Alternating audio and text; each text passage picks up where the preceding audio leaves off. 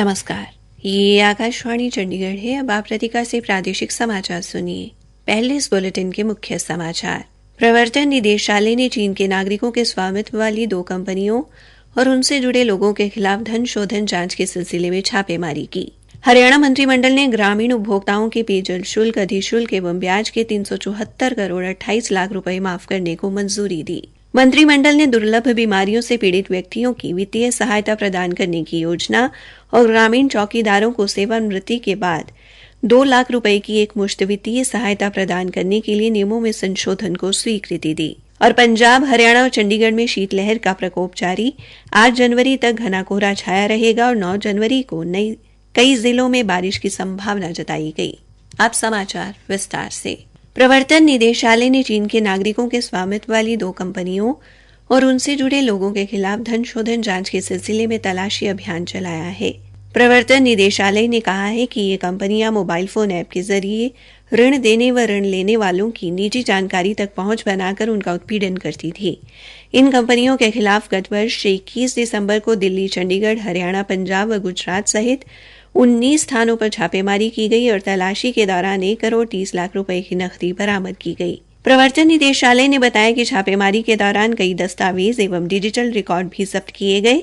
इस मामले की जांच ऊंची ब्याज दरों पर ऋण देने, कर्जदारों की निजी जानकारी चुराने, फोटो से छेड़छाड़ करने और फोन पर धमकियां देने की शिकायत पर दर्ज प्राथमिकी को आधार बनाकर की गई। हरियाणा मंत्रिमंडल ने आज ग्रामीण उपभोक्ताओं को राहत देने के लिए पेयजल शुल्क, अधिशुल्क और ब्याज के 374 करोड़ 28 लाख रुपए माफ करने को मंजूरी दी। एक सरकारी प्रवक्ता ने बताया कि मुख्यमंत्री मनोहर लाल ने महेंद्रगढ़ जिले की अटेली मंडी में आयोजित जनसंवाद कार्यक्रम के दौरान ये घोषणा की थी। उन्होंने बताया कि इस निर्णय से प्रदेश भर के ग्रामीण क्षेत्रों में पानी के लगभग 29 लाख कनेक्शन धारकों को राहत मिलेगी। इस राहत में 1 अप्रैल 2015 से 31 दिसंबर 2022 तक का 336 करोड़ 35 लाख रुपए का बकाया पेयजल शुल्क और उस पर 1 अप्रैल 2015 से 31 दिसंबर 2023 तक लगाया गया 37 करोड़ 93 लाख रुपए का अधिशुल्क एवं ब्याज शामिल है। ये छूट जन स्वास्थ्य अभियांत्रिकी विभाग के संस्थागत, वाणिज्यिक एवं औद्योगिक उपभोक्ताओं को नहीं मिलेगी। हरियाणा के मुख्यमंत्री मनोहर लाल की अध्यक्षता में आज चंडीगढ़ में हुई मंत्रिमंडल की बैठक में दुर्लभ बीमारियों से पीड़ित व्यक्तियों को वित्तीय सहायता प्रदान करने की योजना और ग्रामीण चौकीदारों को सेवानिवृत्ति के बाद 2 लाख रुपए की एक मुश्त वित्तीय सहायता प्रदान करने के लिए नियमों में संशोधन को मंजूरी दी गई। एक सरकारी प्रवक्ता ने बताया कि इस समय हरियाणा में लगभग 1000 मरीज राष्ट्रीय दुर्लभ रोग नीति में उल्लेखित 55 दुर्लभ बीमारियों से पीड़ित हैं और उन्हें वित्तीय सहायता प्रदान करने वाली योजना का उद्देश्य उनके परिवारों पर पड़ने वाले आर्थिक बोझ को कम करना है। इस योजना के तहत पात्र मरीजों को 2750 रुपए प्रति माह वित्तीय सहायता दी जाएगी। प्रवक्ता ने बताया कि ग्रामीण चौकीदारों को सेवानिवृत्ति के बाद 2 लाख रुपए की एक मुश्त वित्तीय सहायता का भार राज्य सरकार वहन करेगी। हरियाणा मंत्रिमंडल ने परिवहन निरीक्षकों को चालान करने की शक्तियां प्रदान करने सहित कई अहम निर्णय लिए हैं। मंत्रिमंडल की बैठक में परिवहन निरीक्षकों संबंधी लिए गए फैसले के बाद अब परिवहन निरीक्षक चालान जारी करने के अधिकार का प्रयोग कर सकेंगे। इसके अलावा सिंचाई एवं जल संसाधन विभाग ने कनिष्ठ अभियंता और अतिरिक्त उपमंडल अभियंता समूह ग सेवा नियम 2014 व वन्य प्राणी परिरक्षण विभाग के राज्य सेवा कार्यकारी समूह क व ख सेवा नियम 1998 में संशोधन को मंजूरी दी गई। प्रादेशिक समाचार आकाशवाणी चंडीगढ़ से प्रसारित किए जा रहे हैं। पंजाब, हरियाणा और चंडीगढ़ में शीतलहर चल रही है। हालांकि आज कई जगह दिन में हल्की धूप खिली, लेकिन ठंड से कोई बड़ी राहत नहीं मिली। मौसम विभाग के अनुसार हरियाणा में कुछ स्थानों पर आज भी मध्यम कोहरा छाया रहा। मौसम विभाग ने 7 जनवरी तक पंजाब, हरियाणा और चंडीगढ़ में घना कोहरा पड़ने का पूर्वानुमान लगाया है। विभाग के अनुसार हरियाणा में अगले 4-5 दिनों में शीतलहर यूं ही जारी रहेगी, जबकि 8 जनवरी तक मौसम शुष्क रहेगा। विभाग ने 9 जनवरी को चंडीगढ़, पंचकुला, अंबाला, यमुनानगर, महेंद्रगढ़, रेवाड़ी, गुरुग्राम, मेवात, पलवल और फरीदाबाद में हल्की से मध्यम वर्षा होने की संभावना जताई है। पानीपत से कृषि अधिकारी देवेंद्र सिंह ने बताया कि ठंड से गेहूं की फसल को फायदा होगा। वहीं पानीपत के उपायुक्त डॉक्टर वीरेंद्र कुमार दहिया ने जिले में चल रही ठंडी हवाओं के मद्देनजर लोगों को एहतियात बरतने की सलाह दी है।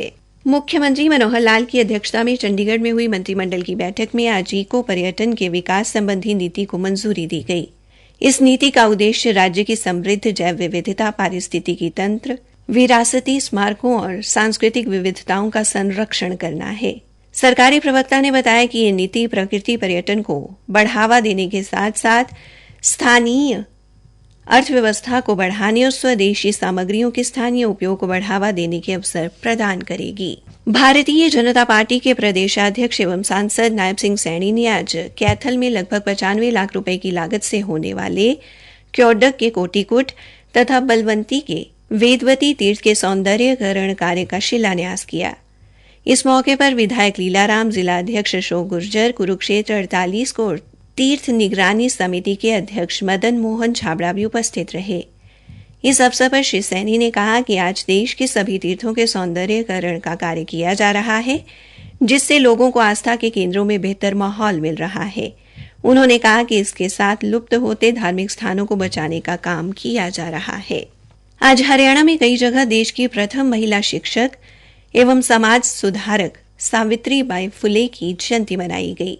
पानीपत में महात्मा ज्योतिबा राव संस्थान द्वारा एक कार्यक्रम का आयोजन कर उन्हें पुष्पांजलि अर्पित की गई। पानीपत के कई शिक्षण संस्थानों एवं सामाजिक संस्थाओं में उनकी तस्वीर पर पुष्प अर्पित कर नमन किया गया।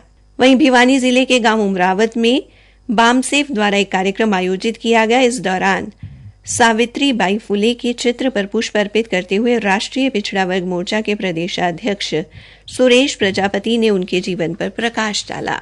पलवल पुलिस ने आज न्यू कॉलोनी स्थित 2 अलग अलग मकानों से लगभग 43 किलोग्राम गांजा बरामद किया है। पुलिस ने बताया है कि एक सूचना के आधार पर पुलिस ने मकान में छापेमारी के दौरान 9 किलो 600 ग्राम गांजा और दूसरे मकान में 33 किलो 333 ग्राम गांजा बरामद किया। आरोपियों की पहचान जावेद और उसके बेटे सिमधन के तौर पर हुई है। उधर फरीदाबाद पुलिस ने मोटरसाइकिल सवार 2 व्यक्तियों को गिरफ्तार कर उनके कब्जे से 20 किलो 200 ग्राम गांजा बरामद किया है। आरोपियों की पहचान बिहार के बेगूसराय निवासी नीतीश तथा मुंगेर निवासी रोहन के तौर पर हुई है। दोनों युवक फरीदाबाद की एक निजी कंपनी में कार्यरत थे। आज फरीदाबाद के करणी सिंह शूटिंग रेंज में स्पोर्ट्स फॉर ऑल फाउंडेशन द्वारा आयोजित तीसरी एयर पिस्टल निशानेबाजी प्रतियोगिता का शुभारंभ मुख्यमंत्री के मीडिया संयोजक मुकेश वशिष्ठ ने किया। 9 जनवरी तक चलने वाली इस प्रतियोगिता में देश भर से लगभग 300 खिलाड़ी हिस्सा ले रहे हैं। हरियाणा मंत्रिमंडल ने एयर मार्शल मानवेंद्र सिंह को परम विशिष्ट सेवा पदक के लिए 6,50,000 रुपए का नकद पुरस्कार देने के प्रस्ताव को मंजूरी दी है। पलवल के गांव मानपुर में आज ईंटों से भरी ट्राली के नीचे दबने से एक युवक की मौत हो गई। सूचना मिलने पर पुलिस मौके पर पहुंची तथा जेसीबी की मदद से शव को बाहर निकाला और पोस्टमार्टम के लिए सिविल अस्पताल भिजवाया गया। जांच अधिकारी जितेंद्र कुमार ने बताया कि मृतक की पहचान गांव मानपुर निवासी 24 वर्षीय गौरव के तौर पर हुई है। अंत में मुख्य समाचार एक बार फिर। प्रवर्तन निदेशालय ने चीन के नागरिकों के स्वामित्व वाली 2 कंपनियों और उनसे जुड़े लोगों के खिलाफ धन शोधन जांच के सिलसिले में छापेमारी की। हरियाणा मंत्रिमंडल ने ग्रामीण उपभोक्ताओं के पेयजल शुल्क, अधिशुल्क एवं ब्याज के 374 करोड़ 28 लाख रुपए माफ करने को मंजूरी दी। इसी के साथ ये समाचार बुलेटिन समाप्त हुआ।